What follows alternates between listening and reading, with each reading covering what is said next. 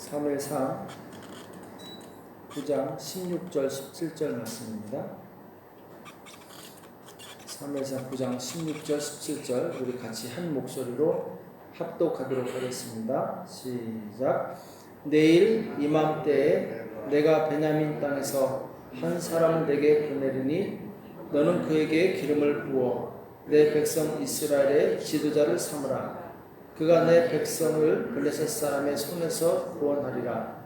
내 백성의 부르짖음이 내게 상달하였으므로 내가 그들을 돌아보노라. 사무엘이 사울을 볼 때 여호와께서 그에게 이르시되 보라 이는 내가 내게 말한 사람이니 네가 내 백성을 통할하리라 하시니라. 아멘.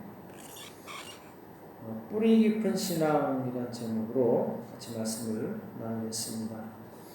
오늘 사무엘상 9장에서는 이제 왕을 요구한 백성들에게 하나님께서 기스의 아들 사울을 예비하시는 내용이 나오죠. 사무엘상 8장에서는 이제 백성들이 왕을 요구하는 내용이 나왔고, 또 이제 9장에서는 하나님께서 사울이라는 사람을 등장시키는데, 자, 사울과 사무엘의 만남 결코 우연이 아니죠. 하나님께서 경영하시고 하나님의 계획 가운데서 만나게 되는데, 오늘 앞부분에 보면 9장 앞부분에 보면은 사울이 자기 아버지의 잃어버린 나귀를 찾으러 나오는 내용이 나오죠. 자, 나귀를 잃어버렸다. 3절에 보면은 사울의 아비 기스가 암나귀들을 잃고 그 아들 사울에게 이르되 너는 한 사원을 데리고 일어나 가서 암나귀들을 찾으라 하며. 자, 암나귀를 잃어버린 것 정말 사소한 일이죠. 근데 이것조차도 하나님의 주권 아래 있다라는 것, 하나님의 계획 아래 있다라는 것. 자, 지금 사울이 사무엘을 만나게 된 계기, 시작이 이제 암나귀를 찾으러 간 것에서 시작을 하게 되죠. 하나님 안에서는 우연이 없습니다. 아무리 작은 일이라 하더라도 하나님께서는 그것을 통해서 하나님의 의를 이루는 것을 보게 되죠. 예수님께서도 참새 한 마리가 한 앗사르에 팔리는 것, 이것도 하나님께서 허락하시지 않으면 안 된다, 이렇게 말씀하시죠. 그러니까 모든 것이 주의 주권 아래 있다라는 것. 그래서 우리에게 일어나는 모든 일들 가운데 우리는 영적인 귀가 열려야 됩니다. 작은 것이랄지라도 그 가운데 하나님의 계획이 있을 수 있다라는 것, 하나님의 뜻이 있다라는 거죠. 대표적인 것이 바로 요셉이 꾼 꿈이죠. 11개의 볕단이 일어나서 한 개의 볕단에게 곧 요셉에게 절하죠. 11개의 별과 해와 이 달이 요셉에게 절을 합니다. 그냥 지나칠 수 있는 꿈이지만 요셉은 깊이 간직하고, 또 야곱도 그 얘기를 듣고 처음에는 꾸짖지만 그 마음을 그 마음속에 간직하는 내용이 나오죠. 창세기 37장 11절에 보면은 그 형들은 시기하되 그 아비는 그 말을 마음에 두었더라. 형들은 그 얘기 듣고 기분 나빠서 욕하고 기분 나빠하는데 야곱은 그 꿈을 마음속에 간직합니다. 왜? 하나님께서 주신 꿈일 수 있기 때문에. 결국 그 꿈이 이루어지게 되죠. 그러니까 요셉이 그 많은 고통과 힘든 여정들을 이길 수 있는 힘이 어디 있었느냐? 꿈에 있었어요. 그 꿈이 자기를 지탱시켜 준 것이죠. 왜? 그것은 하나님이 주신 꿈이기 때문에 그 꿈이 이루어질 때까지 참고 견딘 거죠. 그러니까 우리는 평상시 하나님과 깊은 교통 가운데 있어야 돼요. 그러면은 하나님의 뜻을 알게 됩니다. 하나님께서는 여러 통로로 우리에게 말씀하시기 때문에 어떤 사람은 말씀을 읽다가 말씀을 듣는 경우가 있고, 어떤 사람은 설교를 듣다가 하나님의 음성을 듣는 사람이 있고, 어떤 사람은 다른 사람의 입을 통해서 하나님의 말씀을 듣는 경우가 있어요. 여러 통로로 말씀하시기 때문에 우리가 영적으로 민감하고 영적으로 끼어 있으면은 하나님의 음성을 들을 수 있어요. 하나님의 음성을 듣게 되면 우리는 실수하지 않게 됩니다. 불필요한 인생의 낭비를 하지 않을 수 있다는 거죠. 사무엘상 24장에 보면은 이 다윗이 사울을 죽일 수 있는 기회가 나오죠. 사울 왕이 다윗을 시기해서 죽이려고 쫓아가다가 용변이 마려워서 어느 동굴에 들어가죠. 근데 하필 그 동굴에 다윗과 그 군사들이 숨어 있었어요. 근데 깜깜하니까 몰랐죠. 다윗은 그 옆에 있는 측근에 의해서 이 단칼에 이 사울을 죽일 수 있었어요. 자, 그런데 다윗이 이 사울의 옷자락을 베다가 마음이 찔립니다. 하나님께서 기름 부음 받은 자를 죽이는 것은 하나님께서 기뻐하지 않는 것이다. 그래서 옆에 있는 수아에게 이 사람을 죽이지 말라. 이렇게 명령하죠. 왜냐하면은 영감이 있었어요. 하나님의 뜻을 알고 있었어요.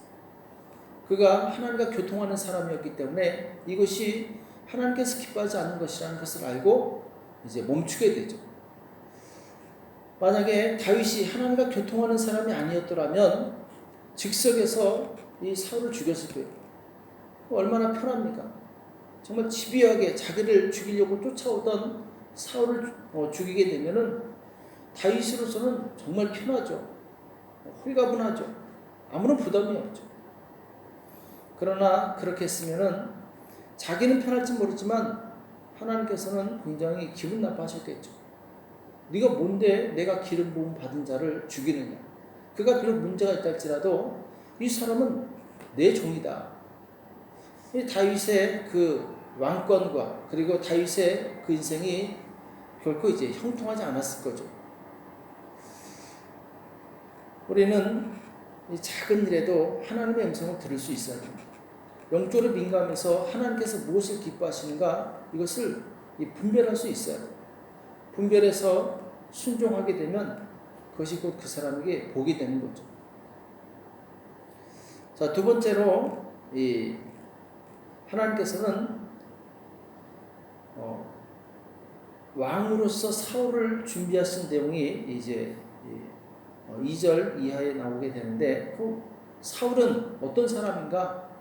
자, 2절에 보면은 기스의 아들이 있으니 그 이름은 사울이요 준수한 소년이라 이스라엘 자손 중에서 그보다 더 준수한 자가 없고 키는 모든 백성보다 어깨 위는 더하더라. 키가 크고 준수하고 사람들이 보기에도 왕의 이 풍채를 가지고 있었죠. 또 외모가 좋았을 뿐만 아니라 이 마음도 참 효성이 있었죠. 5절에 보면은 그들이 숲 땅에 이를 때 사울이 함께하는 사울에게 이르되 돌아가자. 내 부친이 암나게 생각은 고사하고 우리를 위하여 걱정하실까 두려워하노라. 그러니까 사울은 효성이 있었어요. 부모님을 마음을 상하지 않게 하고자 하는 그런 이제 효도하는 마음이 있었던 거죠. 또 세 번째로 10절에 보면은 사울이 그 사원에게 이르되 내 말이 옳다 가자 하고 그들이 하나님의 사람이 있는 성으로 가니라. 암나기를 못 찾으니까 마침 사원이 여기 하나님의 사람이 있는데 가서 물어봅시다. 내가 그 하나님의 사람에게 줄 돈이 있으니까 같이 갑시다. 자, 종의 말이라도 귀를 기울일 수 있는 겸손한 사람이 바로 사울이었어요. 또 21절에도 보면은 사무엘이 사울에게 온 이스라엘이 사모하는 사람이 누구냐? 너와 내 집안이 아니냐? 하면서 이제 은밀하게 사울을 이제 왕으로 세울 것을 얘기하죠. 이때 사울은 아니 우리 지파는 이스라엘 12지파 중에 가장 작은 베냐민 지파가 아닙니까? 또 우리 집안은 가장 미약한 집안 아닙니까? 근데 어떻게 내가 하나님께 쓰임받을 수 있겠습니까? 정말 겸손하게 이야기를 하게 되죠. 자, 지금 사울은 정말 왕으로서 또 세상적인 기준으로서 완벽하게 준비가 돼요. 인격적으로 훌륭하고 부모를 섬길 줄 알고 겸손하고 그렇죠? 자, 그런데 한 가지 부족한 것이 있었어요. 그게 무엇이었을까요? 제가 볼 때는 하나님께 대한 뿌리 깊은 신앙이 없었어요. 신실한 믿음이 없었어요. 물론 전반적으로 하나님께 대한 어떤 믿음은 있었겠죠. 그러나 중요한 것은 하나님과의 로드십, 하나님의 뜻을 분별하고 그 뜻에 끝까지 순종할 수 있는 믿음. 그래서 인격보다 더 중요한 것이 있다면 신앙입니다. 제가 신학교에 다닐 때 한 전도사님이 저한테 그런 질문을 한 적이 있어요. 이번에 이제 세상 사회 경험을 많이 한 분인데 인격이 좋은 사람이 더 훌륭합니까? 아니면 믿음이 좋은 사람이 훌륭합니까? 만약 내 자녀를 결혼시킨다면 누구에게 결혼시키겠습니까? 이런 질문을 한 적이 있어요. 그때 당연히 이제 우리는 믿는 사람이니까 신앙이 좋은 사람에게 결혼을 시켜야 되죠. 이랬더니 이분이 아니라고. 신앙은 잘할 수 있지만 인격은 안 변화되기 때문에 인격이 좋은 사람한테 결혼을 해야 된다고, 시켜야 된다고. 그래서 그때는 그런가 보다 이렇게 생각을 했었는데 여러분은 어떻게 생각하십니까? 어느 게 맞습니까? 인격이 좋은 사람하고 결혼하시겠습니까? 아니면 신앙이 좋은 사람하고 결혼하시겠습니까? 좀 어려운 질문이죠. 근데 제가 이 사역을 하다 보니까 신앙이 더 중요하다는 것을 깨닫게 됐어요. 오늘 본문에도 마찬가지입니다. 그러니까 인격이 훌륭한 사람 정말 중요하죠. 바른 인격을 가진 사람 정말 중요하죠. 그러나 이 사람은 하나님께 순종하기가 어렵습니다. 자기 의를 믿어요. 내가 이렇게 사람들한테 인정받고 존경받고 칭찬받고 하자가 없는데 그러면서 이 사람은 자기를 믿습니다. 하나님을 믿지 않아요. 그러나 인격이 좀 부족해도 하나님께 대한 로드십이 있는 사람, 신실한 믿음이 있는 사람은 그 사람은 하나님께 쓰임받아요. 오늘 사울은 인격적으로 흠잡을 것이 없었어요. 효성이 지극했고 그리고 겸손했어요. 외모적으로도 부족한 것이 없었어요. 근데 나중에 점점 승승장구하니까 교만해집니다. 전쟁에 승리하고 그리고 많은 사람들로부터 존경을 받으니까 마치 자기가 잘해서 승리한 것처럼 착각을 하게 되죠. 그래서 교만해집니다. 점점 더 변질돼요. 하나님께 인정받으려고 하기보다는 사람들에게 인정을 받으려고 해요. 자, 그런데 하나님께서 사울을 부르신 궁극적인 목적이 뭡니까? 그를 왕으로 삼으신 진정한 목적이 무엇입니까? 자, 오늘 본문에 나오죠. 16절하고 17절에 보면은 내일 이맘때 내가 베냐민 땅에서 한 사람을 내게 보내리니 너는 그에게 기름을 부어 내 백성 이스라엘의 지도자를 삼으라. 자, 하나님께서 기름을 부어 거룩하게 구별하여서 이 왕을 삼는데 그가 내 백성을 블레셋 사람의 손에서 구원하리라. 내 백성의 부르짖음이 내게 상달하였으므로 내가 그들을 돌아보았노라 하시더니. 자, 지금 하나님께서 사울을 부르신 목적은 블레셋 사람에게서 그들의 손에서 구원하시기 위해서 사울을 부르신 거예요. 자, 그렇다면 전쟁은 하나님께 속한 것이기 때문에 이 사람이 전쟁에 승리하기 위해서는 하나님과의 관계가 좋아야 돼요. 하나님의 뜻에 순종할 수 있어야 돼요. 왜? 순종해야지만 하나님께서 일하시기 때문에, 순종하는 자에게 역사하셔서 하나님의 의를 이루시기 때문에, 하나님의 영광을 나타내시기 때문에. 자, 그런데 여기서 결정적인 문제가 생기죠. 사울은 인격은 좋았지만 신앙이 없었어요. 그것도 뿌리 깊은 신앙이 없었어요. 그러니까 죄의 유혹이 왔을 때 넘어집니다. 교만의 유혹이 왔을 때 넘어져요. 결정적으로 이 아말렉 족속을 쳐서 다 살아있는 생명체는 다 죽이라고 했는데 그 중에 좋은 것은 살리게 되죠. 왜? 자랑하려고. 하나님의 말씀보다 자기 의를 앞세우게 돼요. 온전히 순종하지 않습니다. 그 원인이 어디 있었느냐? 뿌리 깊은 신앙이 없었다는 거예요. 종에게 있어서 가장 훌륭한 덕목은 순종입니다. 순종하지 않으면 그 사람은 종이 아니죠. 마찬가지로 기름 부음을 받아서 하나님의 종이 된 그 왕의 가장 중요한 덕목은 순종이에요. 왜? 내 주인이신 하나님이 계시기 때문에. 우리가 정말 하나님을 믿는다면, 예수님을 나의 구주로 영접했다면 가장 중요한 덕목은 순종입니다.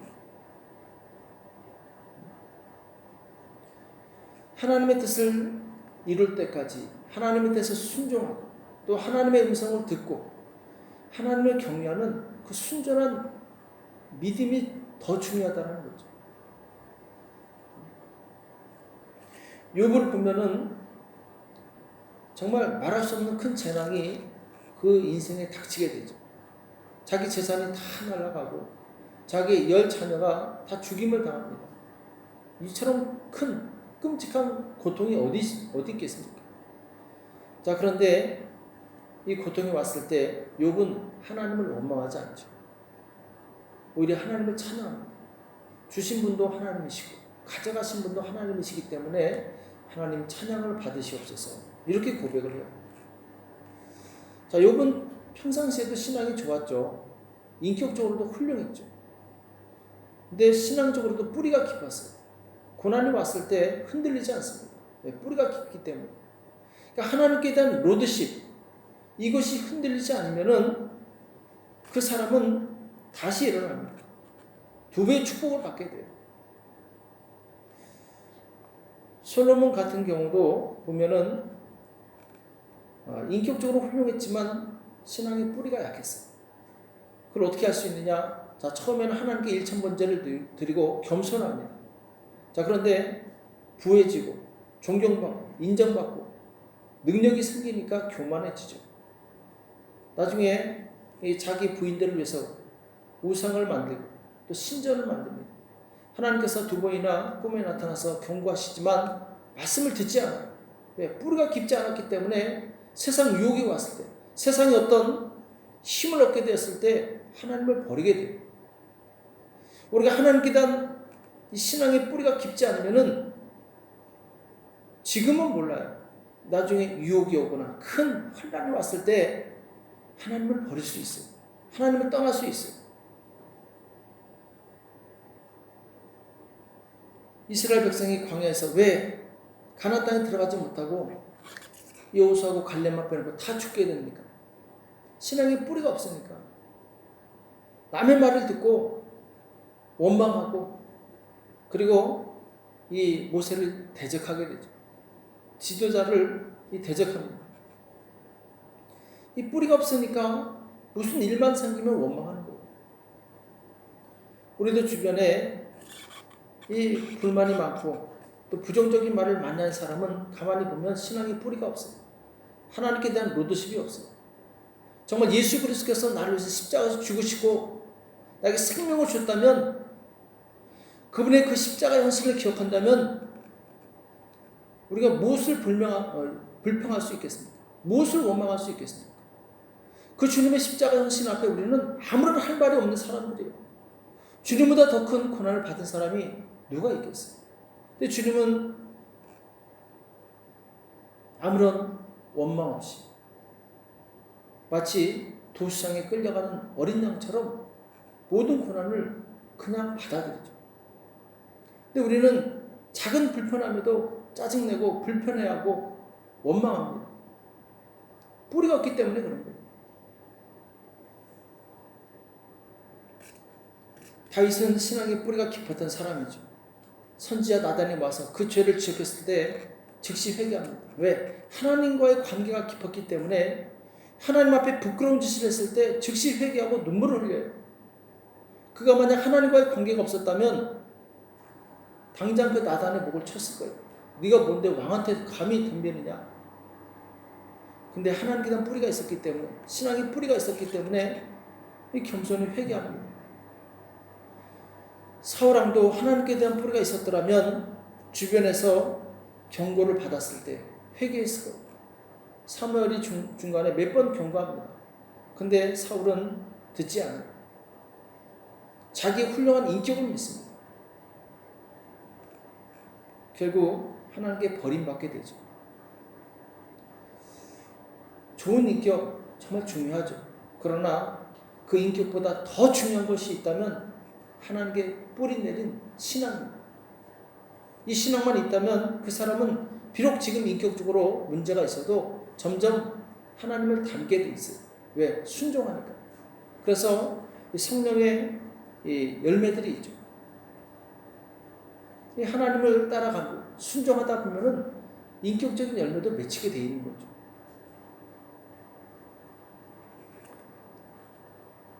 우리는 우리 신앙의 뿌리를 점검해 볼 필요가 있습니다. 우리가 정말 하나님께 깊이 뿌리를 내리고 있는가? 하나님을 온전히 신뢰하고 있는가? 어떤 상황에서도 정말 주님만 바라보고 있는가? 이 뿌리 깊은 신앙이 내 인생을 지탱해 주게 되는 거예요. 바로 내 인생의 그 축복과 그리고 이 어려움을 결정하게 된다는 것이죠. 뿌리가 깊은 나무는 태풍이 올 때 버팁니다. 견딜 수 있어요. 그러나 뿌리가 얕은 나무는 태풍이 올 때 뿌리채 뽑히게 되죠. 오늘 새벽에 자기 자신을 점검하고 하나님, 내가 뿌리 깊은 신앙을 가진 성도가 되기 원합니다. 하나님과 깊은 교통 가운데서 하나님을 경험하고 하나님과 동행하는 믿음의 사람이 되기 원합니다. 나를 도와달라고, 나에게 믿음을 달라고 기도하시는 저와 여러분 되시길 예수님의 이름으로 축복합니다. 기도하겠습니다.